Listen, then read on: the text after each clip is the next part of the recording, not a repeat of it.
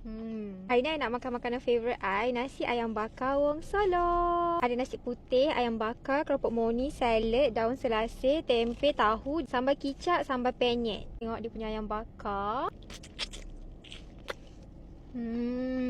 Oh, dia ada sup. Okay, banjir. Cicah dulu sambal ni.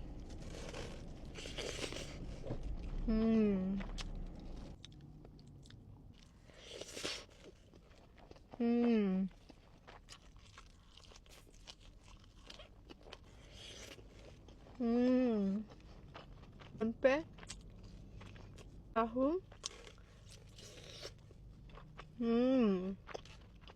I selalu buat wrap dengan dia punya salad macam ni.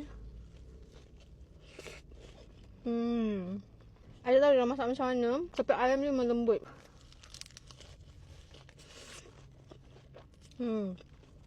Rasa dia macam smoky, pedas.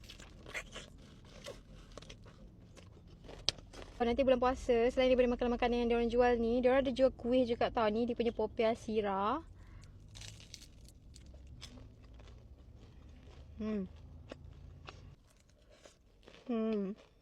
So, siapa-siapa yang duduk Ipoh ataupun you nak datang Ipoh, please singgah kedai ni, Cafe Bonda ataupun Ayam Penyet Bonda. Diorang ada jual macam-macam benda, antaranya nasi ayam penyet, nasi lemak, ayam gepuk. Tapi I punya favourite ayam bakar Wong Solo dia. Please try yang tu, and guarantee you akan always order sebab sangat-sangat sedap.